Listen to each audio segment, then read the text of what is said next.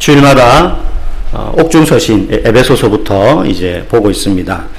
우리는 가족입니다 라는 제목으로 말씀을 전하겠습니다.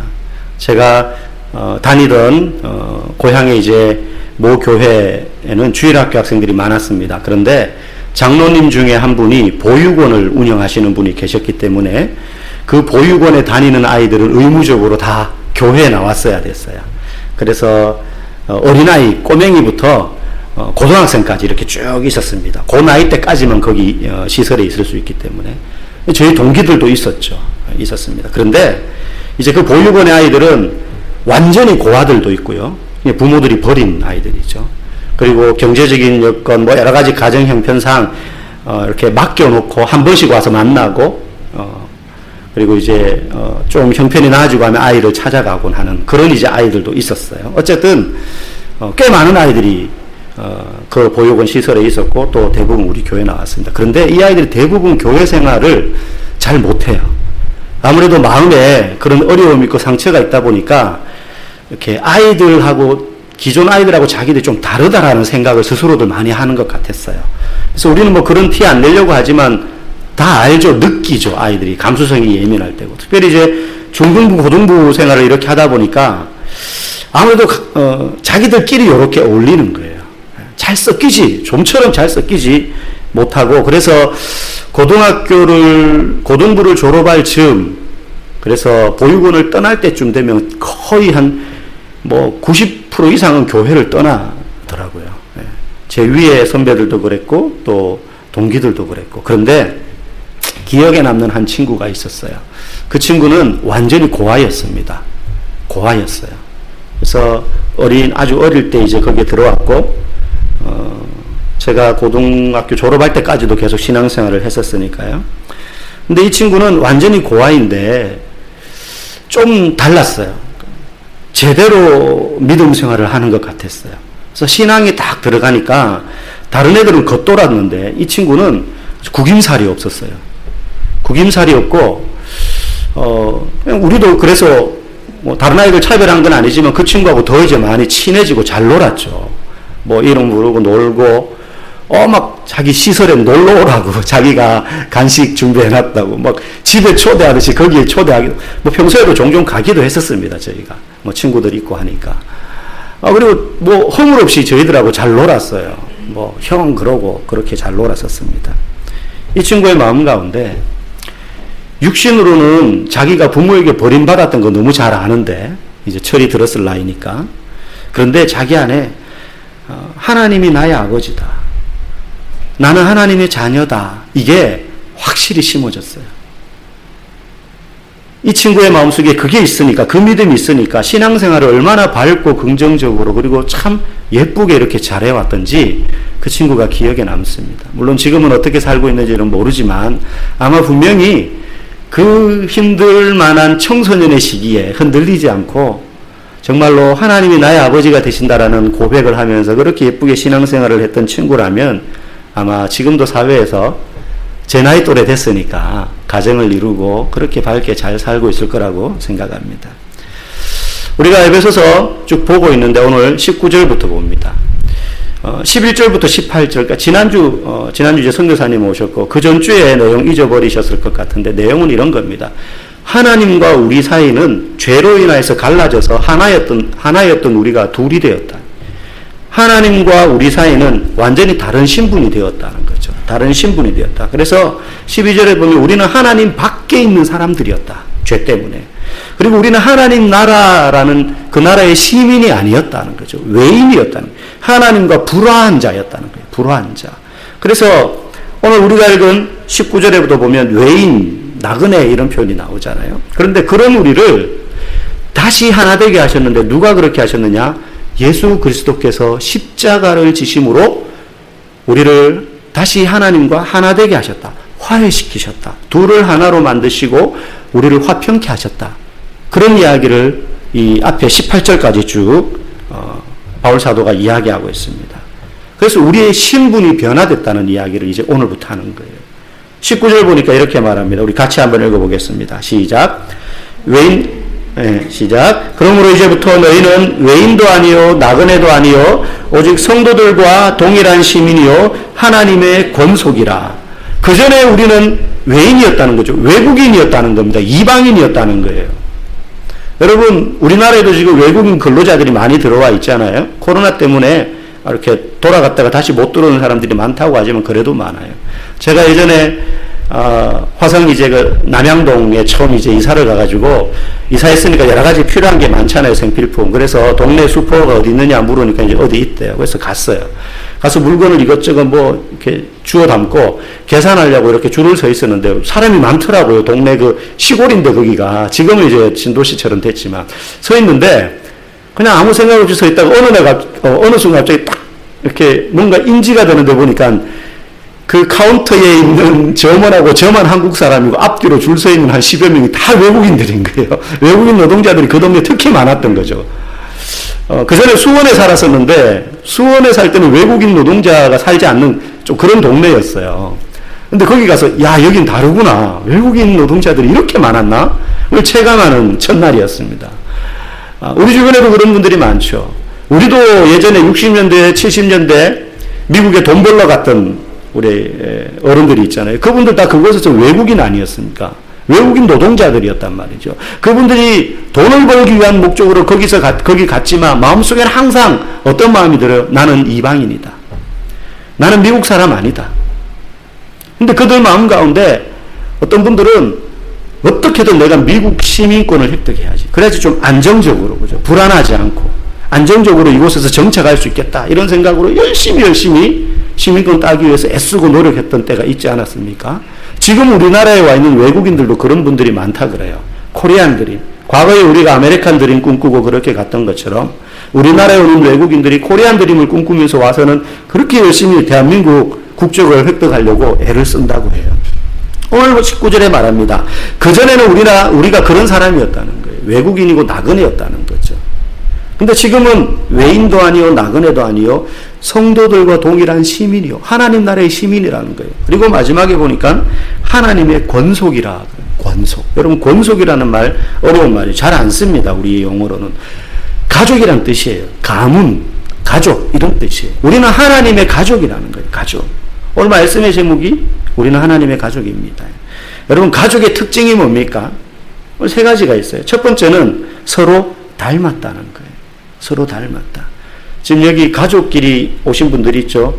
닮았죠. 아빠를 닮았든지 엄마를 닮았든지 하다못해 고모라도 닮습니다. 어딘가 가족은 닮아요. 피는 못 속인다 그런 말이 있잖아요. 제 아이들이 제가 설교할 때 자기들 이야기하는 거 진짜 싫어하거든요.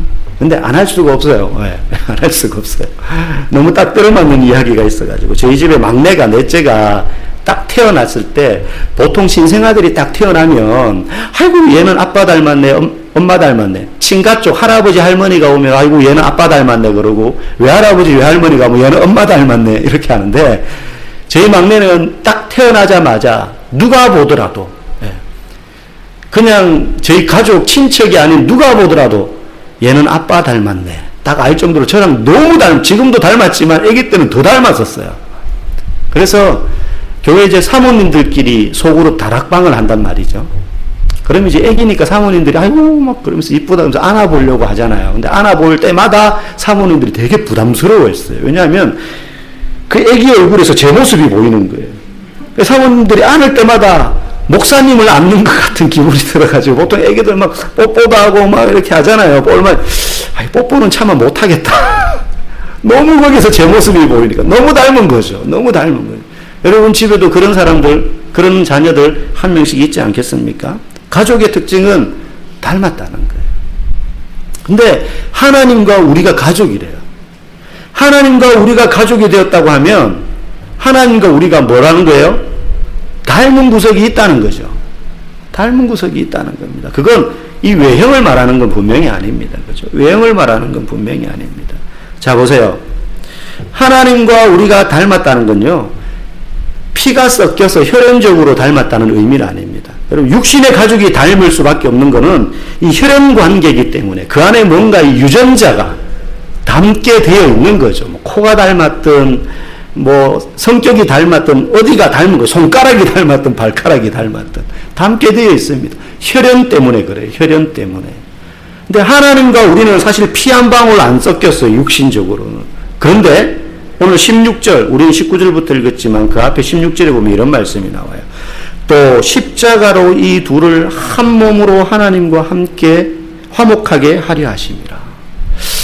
우리와 하나님은 육신적으로는 피가 섞일 수가 없기 때문에 육체적으로 뭐 껍데기가 닮았다 이럴 수는 없지만 예수님이 지신 십자가 때문에 우리가 하나님과 닮을 수 있게 되었다는 거예요.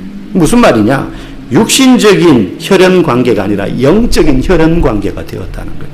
예수님이 흘리신 피 때문에 우리와 하나님은 마치 부모 자식 간에, 육신의 부모 자식 간의 혈연 관계가 되어서 닮아지게 되는 것처럼 예수님이 십자가에 흘리신 그 보혈의 피 때문에 죄의 영향력, 죄의 힘이 우리 안에서 사라져버려서 하나님과 우리가 영적으로 혈연 관계가 되어져서 닮게 되었다는 거예요. 닮게 되었다는 거예요. 우리가 하나님과 그래서 닮았다는 건 예수님과도 닮았다는 거예요. 여러분, 옆에 사람 얼굴 한번 보십시오. 예수님 닮은 것 같습니까? 깜짝 놀라면서 예수님이 이렇게 생겼단 말이야.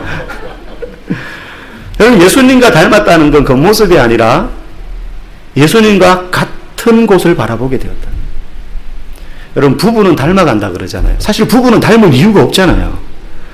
피 한 방울 안 섞였는데 닮을 이유가 하나도 없는데 이상하게 나이가 들면 닮아간다 그래. 그 이유가 뭐냐? 같은 곳을 바라보기 때문에. 가족이라는 하나의 매개체를 통해서 자녀들을 키워가는 과정, 그 목표, 목적, 살아가는 방식, 이게요, 같은 곳을 바라보기 때문에 가족은, 부부는 닮게 되어 있어요. 우리가 예수님을 닮는다라는 건 예수님과 같은 곳을 바라보게 되기 때문에 닮는다는 뜻이에요.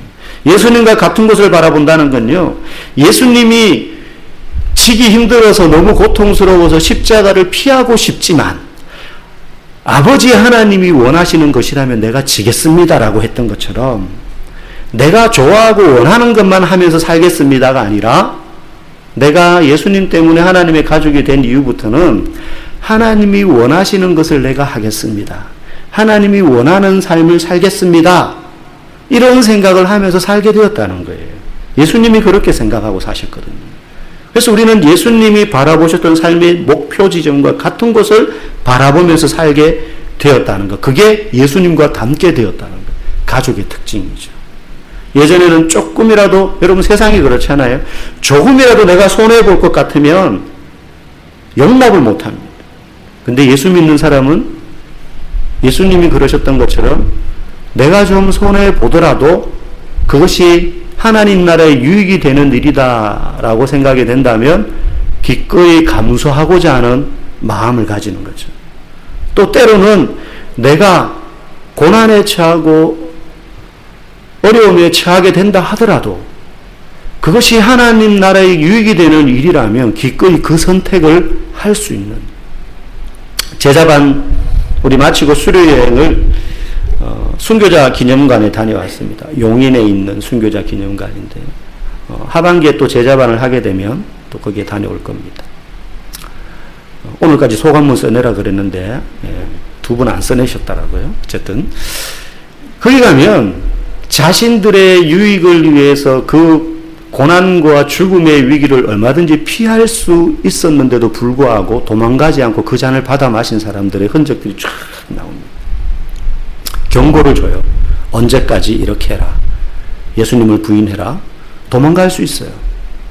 근데 교회를 지키고 마을을 지키다가 신앙을 지키다가 교인들 전체가 순교당하기도 하고 그런 분들의 발자취를 보고 왔습니다.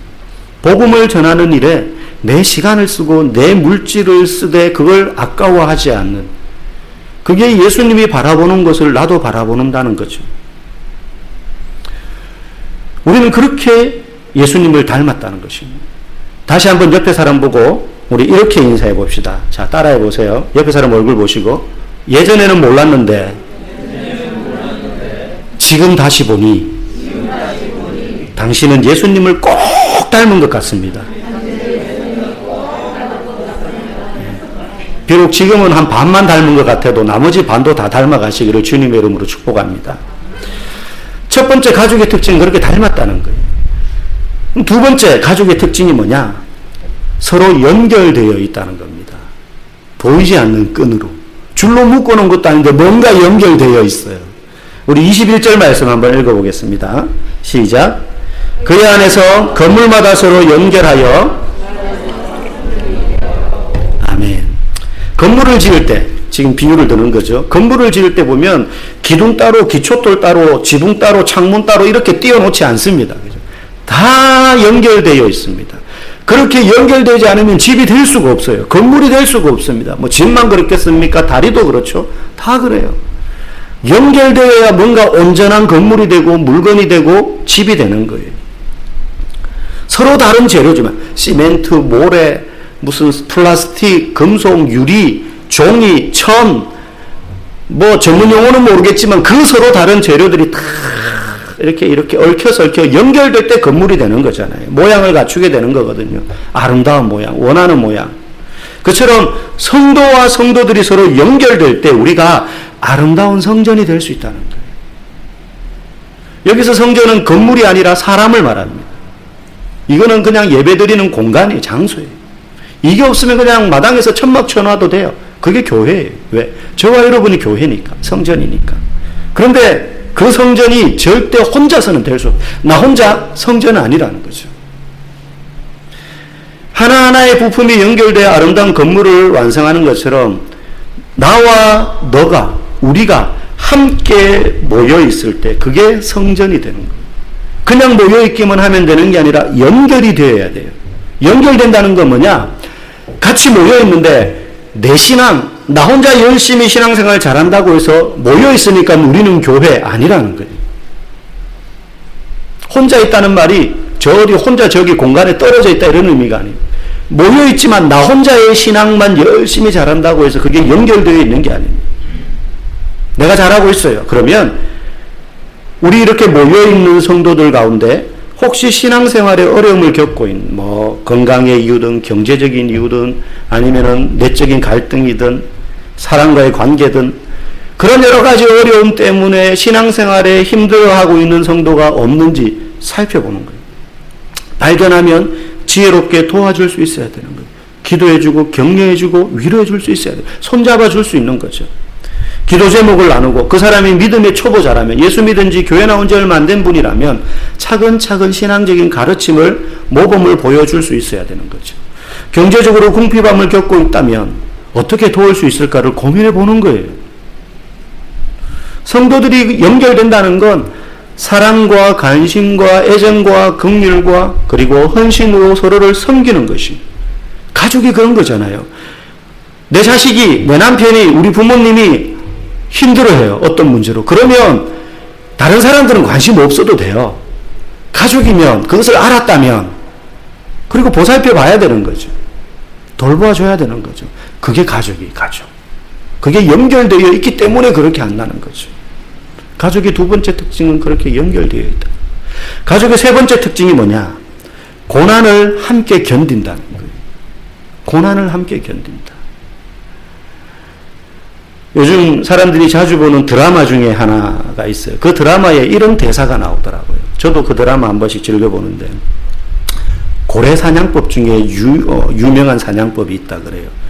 그게 뭐냐면 새끼 고래를 먼저 잡는 거예요. 새끼 고래에게 작사를 던지는 겁니다.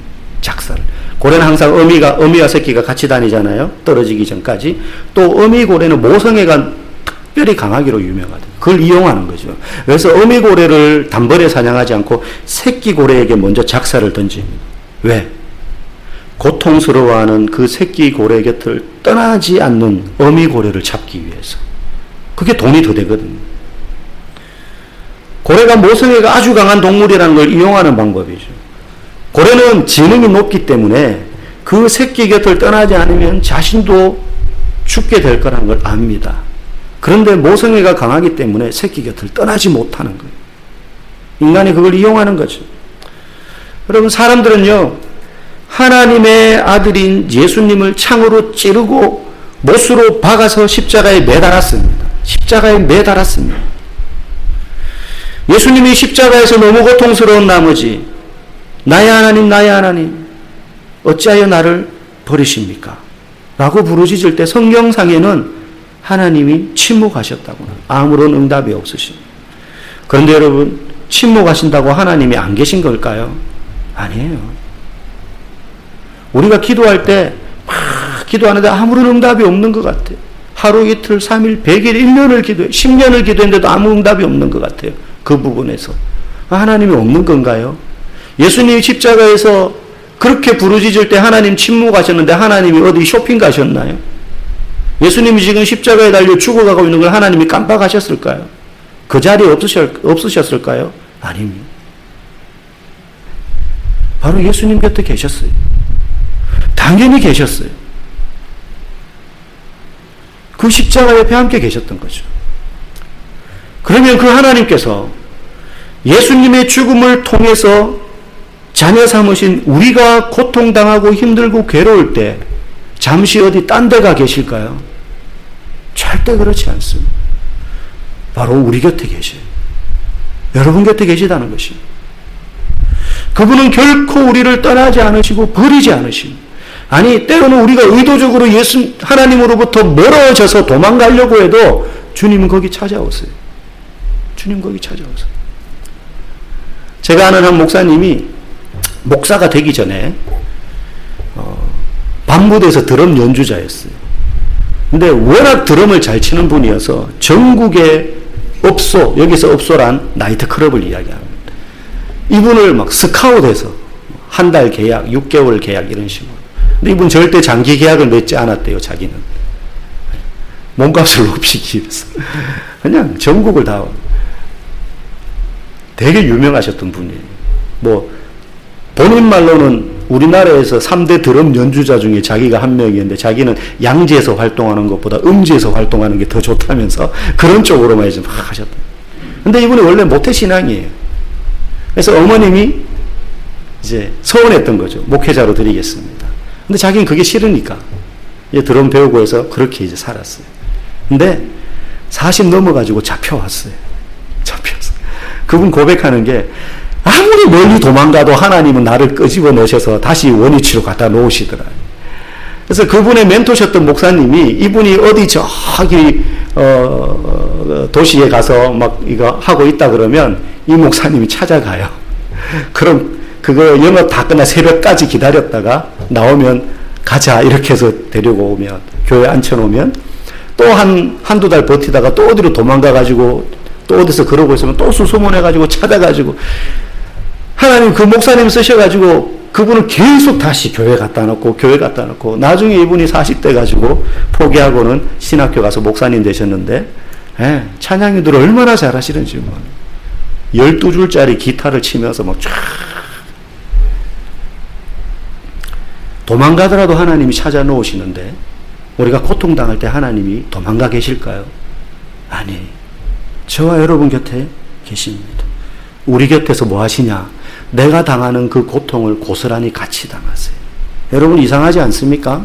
얼마든지 그 고통이 비껴가도록 하셔서 우리도 힘들지 않고 하나님도 힘들지 않도록 하실 수 있는 분이. 그러나 하나님은 우리와 함께 고통당하기를 선택하시는 거예요. 우리와 함께 고통당하기를 선택하시는 거예요. 왜? 가족이기 때문에. 가족이기 때문에. 우리를 하나님과 그렇게 가족이 되게 하신 분이 바로 예수님이세요. 20절 말씀 한번 읽어보겠습니다. 시작. 너희는 사도들과 선지자들의 터 위에 세우심을 입은 자라 그리스도 예수께서 친히 모퉁이 돌이 되셨느니라. 아멘.